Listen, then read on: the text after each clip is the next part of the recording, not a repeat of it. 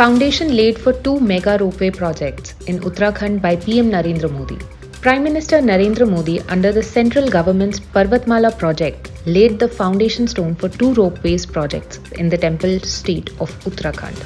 One of these will be connecting the town of Govind Ghat to Hemkund Sahib, and the other will be connecting the town of Gaurikund to the temple of Kedarnath. The projects are estimated to cost around 2,430 crores and will cut travel time by about 45 minutes. Ropeways have emerged as a convenient and safe alternate transport mode in hilly areas that cannot be connected to roads and railways. According to Rajya Sabha MP Vikramjit Singh Sahni, the construction of the ropeway will be completed in 2 years.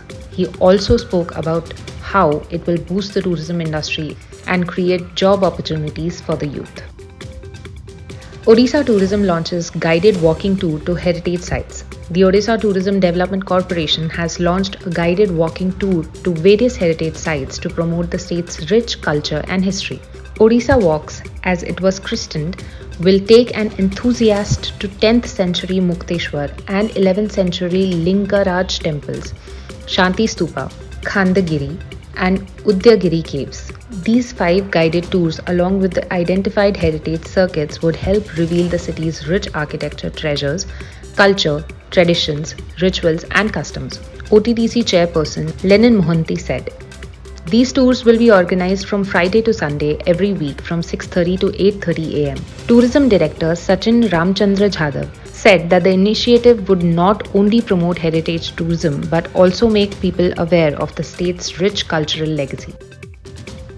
Qatar to scrap pre-arrival COVID test from November ahead of FIFA World Cup. Qatar is set to do away with the requirement for visitors to obtain a negative COVID-19 test report or rapid antigen test on arrival from November 1st, Health Ministry said on Wednesday. The decision comes a month ahead of FIFA World Cup that begins on November 20th. The 29-day tournament will be the first major global sporting event with fans since the COVID-19 pandemic erupted in December 2019.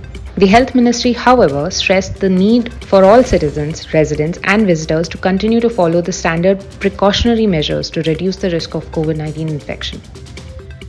South Asia's first Disneyland theme park may come up in Sri Lanka's Hambantota. Sri Lanka might become the first South Asian country to have a Disneyland theme park. The island nation is in talks about the humongous development of a Disneyland theme park. Diana Gamage, the state tourism minister of Sri Lanka, is all set to travel to the US to discuss initial plans about the $18 billion investment following an invitation from Walt Disney. She was invited by Alexa S. Quadrani, Senior Vice President of Investor Relations at the Walt Disney Company.